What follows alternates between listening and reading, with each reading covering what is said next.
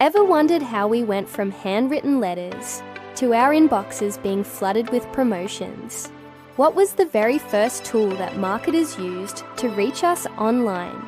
Today, we're diving deep into the fascinating history of how email, a simple communication tool, became the world's first, and arguably still, one of the most powerful digital marketing channels. It all starts way back in 1971. A computer engineer named Ray Tomlinson sent the first ever email. It was a simple message sent between two computers sitting right next to each other. The content, something insignificant like QWERTY UI op. He's also the guy we can thank for the age symbol, which he chose to separate the user's name from the host machine. At this point, email was just a novelty, a way for researchers and academics on the ARPANET, the precursor to the internet, to send messages. Nobody was thinking about marketing. It was purely functional, a digital memo. Fast forward to 1978, a marketing manager named Gary Thuerk at Digital Equipment Corporation, or DEC, had a brilliant and slightly audacious idea.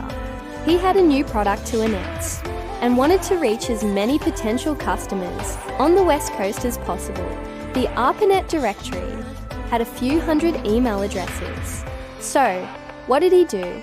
He painstakingly typed out about 400 of those addresses and sent a single massive email blast promoting DEC's new computer systems. This, my friends, was the world's first email marketing campaign, and the reaction, it was mixed, to say the least. On one hand, it was incredibly successful. Thuerk claimed that this single email generated around $13 million in sales for DEC.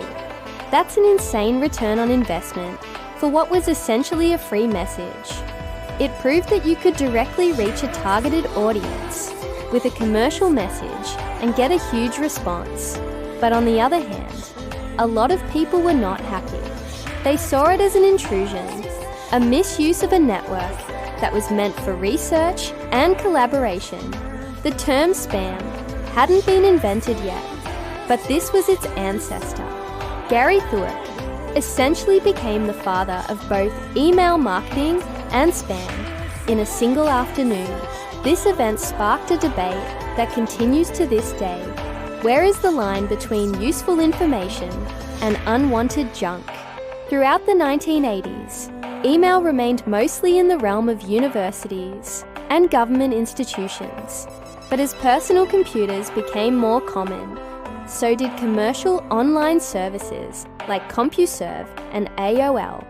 These services offered their own proprietary email systems.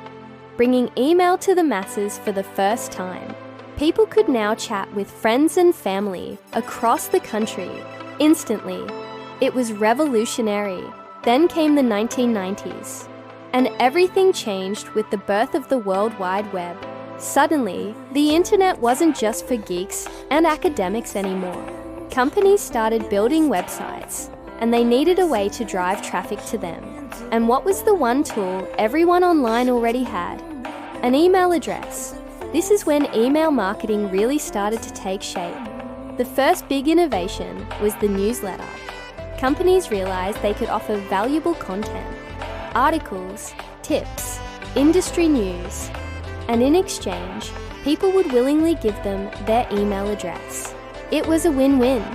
You got free, useful information delivered straight to your inbox, and the company got a direct line of communication with a potential customer.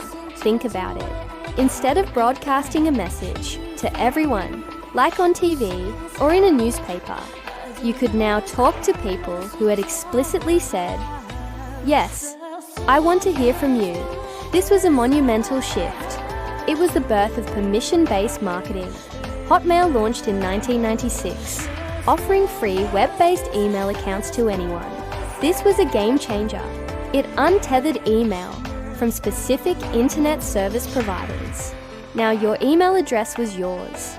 Accessible from any computer with an internet connection, the number of email users exploded, and with it, the potential audience for marketers.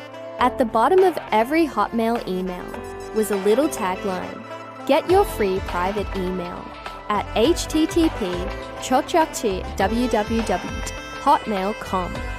This was a genius growth hack, turning every user into a brand advocate. As the user base grew, so did the sophistication of the tools.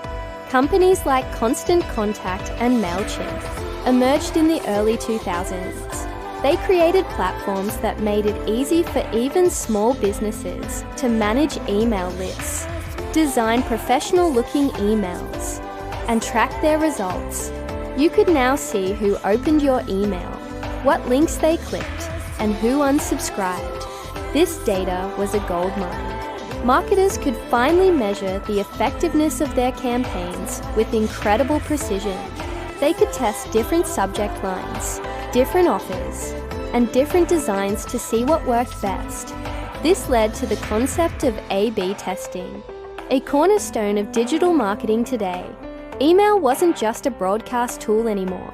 It was a science, of course. With more marketers came more problems. The spam issue that Gary Thuerk started had grown into a full-blown crisis. Inboxes were overflowing with unsolicited, often deceptive emails. It was getting harder for legitimate marketers to cut through the noise. This led to the CAN-SPAM Act of 2003 in the United States. This law set the first national standards for sending commercial email. It required marketers to include a legitimate physical address, provide a clear way to unsubscribe, and not use misleading subject lines. While it didn't stop spam completely, it was a crucial step in cleaning up the inbox and protecting consumers. It forced marketers to be more responsible and respectful of their audience's time and attention. From there, email marketing continued to evolve. Then came personalization and automation. Instead of sending the same message to everyone, you could now send messages triggered by a user's behavior. Did someone abandon their shopping cart? An automated email could remind them to complete their purchase. Is it their birthday? An automated email could send them a special discount. This level of personalization made email feel less like marketing and more like a helpful service. So, here we are today. In a world of social media, TikTok trends, and AI-powered everything, it's easy to think of email as old-fashioned, but the data tells a different story. Email marketing still consistently delivers one of the highest returns on investment of any marketing channel. Why? Because it's direct, it's personal, and it's built on permission. Your email list is an asset that you own. Unlike your social media followers, which are subject to the whims of an algorithm, it's a direct line to your most engaged customers and fans. From a simple message between two computers to a multi-billion-dollar industry, the journey of email marketing is really the story of digital marketing itself. It taught us the power of direct communication, the importance of permission, and the value of data. Every time you get a shipping notification, a weekly newsletter, or a birthday coupon, you're seeing the legacy of that first spam email sent by Gary Thuerk over 40 years ago. It's a tool that has adapted, survived, and continues to thrive in our ever-changing digital world. What are your thoughts? Do you still find email marketing effective, or is it just noise in your inbox? Let me know in the comments below. It's been a blast exploring this history with you. If you enjoyed this journey back in time, please give this video a thumbs up and subscribe to the channel for more deep dives into the technology that shapes our world. Thanks for watching, and I'll see you in the next one.